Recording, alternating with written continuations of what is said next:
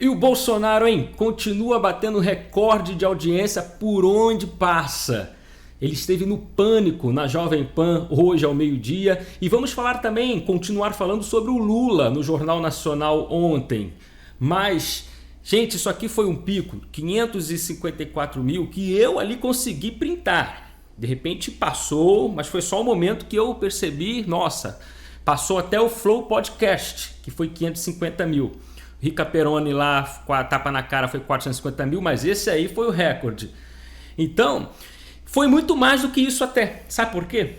Isso aqui é audiência apenas do canal no YouTube do Pânico na Pan, na Jovem Pan. Eu recebi um print do amigo Renato Lopes lá no Twitter que mostra que a Jovem Pan News estava fazendo uma transmissão simultânea, que é um outro canal no YouTube.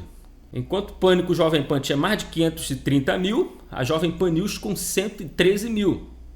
Fora rádio, também era transmitido para rádio e para TV, TV a cabo. A Jovem Pan também está na TV, por assinatura. Então, gente, ninguém chega perto. Por que o Datafolha não coloca isso nas pesquisas? Não, porque segundo as pesquisas, esse é o cara que vai perder. Mas quando sai para fazer um evento, lota de gente que vai de graça, de verde e amarelo, cidadão comum, eleitor comum, diferente do Lula, que inclusive já mostrei aqui essa tabela para você no meu canal, é o cara que mais tem dinheiro de campanha, fundo eleitoral para gastar na campanha, porque quando ele vai viajar, fazer caravana, evento, comício, showmício, etc., ele tem que bancar aquela gente toda, porque não é gente orgânica, é gente paga, de CUT, MST, para fingir que gosta do Lula. Já o Bolsonaro tem um povo orgânico. Olha só, isso aqui foi... Eu postei no meu Twitter, isso aqui foi demais. Ontem, antes da entrevista, por volta de 6 horas da tarde, saiu na CBN, através da Vera Magalhães. Campanha de Lula espera bater a audiência de Bolsonaro no Jornal Nacional. Lógico, é o campeão aí das pesquisas, disparado. Aí depois da entrevista, 9h30 da noite, Lula perde para Bolsonaro na audiência do Jornal Nacional. Putz, desculpa aqui, mas tem que dar risada. E é o cara que está disparado em primeiro. Aí ficou o pessoal lá do PT, da esquerda, até o André Janones, soltando aquelas manchetes de derrotados. Lula é o campeão em interações do Jornal Nacional. A entrevista do Lula tem mais menções do que a entrevista do Bolsonaro. Óbvio, geral chamando Lula de ladrão no Jornal Nacional. O que eu mais vi, pelo menos falo por mim, é ladrão no Jornal Nacional. Hashtag ladrão no JN. Aí eles querem associar essas menções como se fossem menções positivas ao Lula. Não, foi muito mencionado sim. Acredito que teve mais menção ao Lula do que Bolsonaro. Porém, menções negativas. A audiência, Lula perdeu, porque o pessoal tem nojo. O pessoal tem ânsia, dá vontade de vomitar. Um show de mentiras. Aí eu entro nessa questão, porque tem petista se gabando. Eu estava vendo aqui essa tal de canhota aqui, Eliane Canhoteira, sei lá, Cantanhede. Explicação para a reação irada de ministros e militantes bolsonaristas à entrevista de Lula ao JN. Lula foi bem, tinha alvo, objetivo, estratégia. Veja, o Lula foi bem por quê? Em que sentido?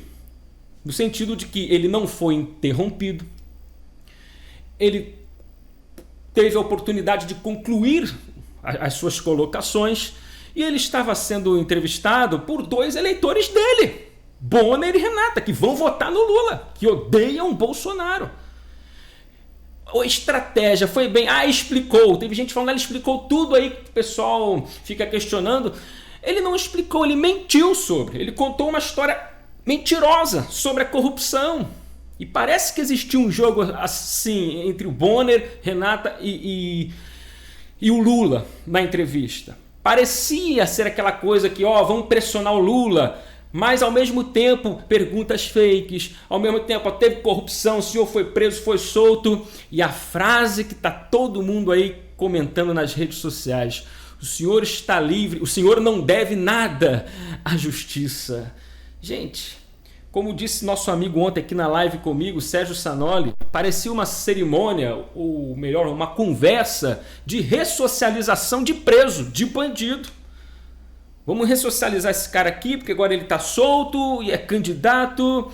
Coisa mais ridícula. Portanto, o senhor não deve nada à justiça. E eu esperando aqui o William Bonner fazer igual fez com o Bolsonaro. O senhor, corrupção aconteceu, o senhor foi solto, o senhor não se arrepende, ou o senhor não vai pedir desculpas. Não.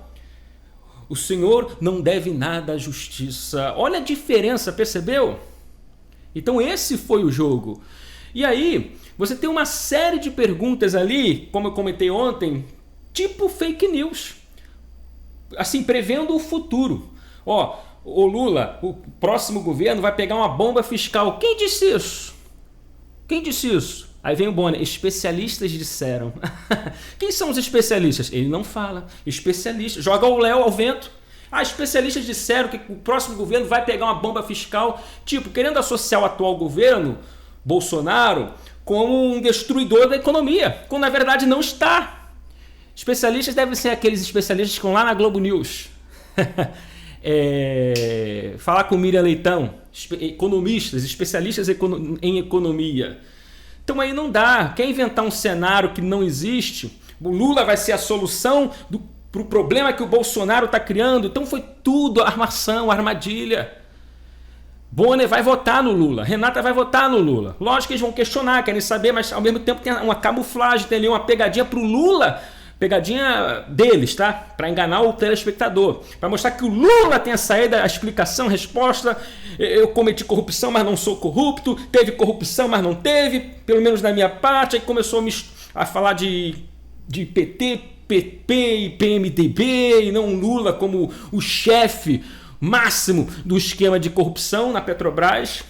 Não foi tudo um jogo. Aí depois falaram do governo Dilma, tipo assim, até revelando que o governo Dilma fez besteira, mas desassociando o governo Lula de Dilma, como se não fosse PT, como se o Lula não mandasse no PT ou no próprio governo Dilma.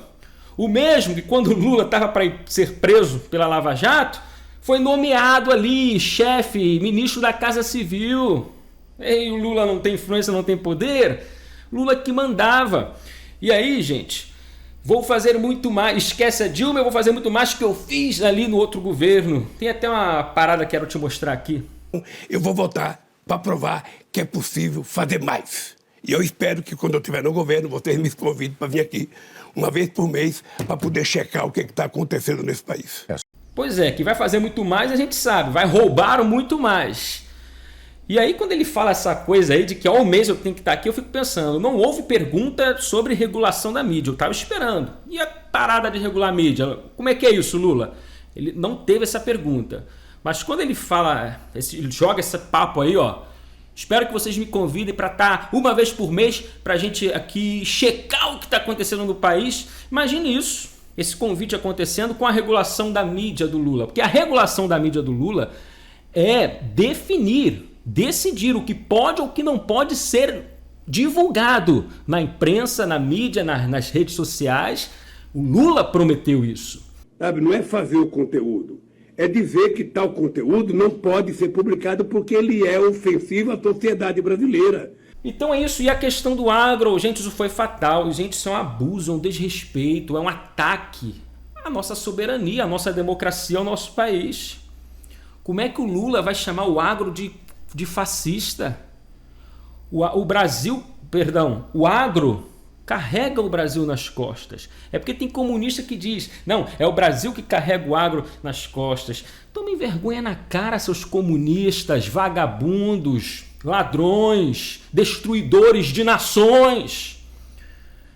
E essa tal porque o MST, produtor de arroz, etc. Não é porque você produz arroz que você vai invadir a terra de todo mundo com a falácia de que vai produzir na terra dos outros.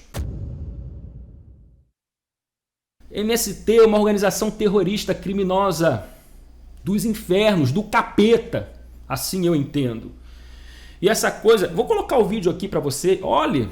O agronegócio, sabe, que é fascista e direitista. Gente, chega a ser uma coisa redundante, porque fascista e direitista é como se tivesse assim...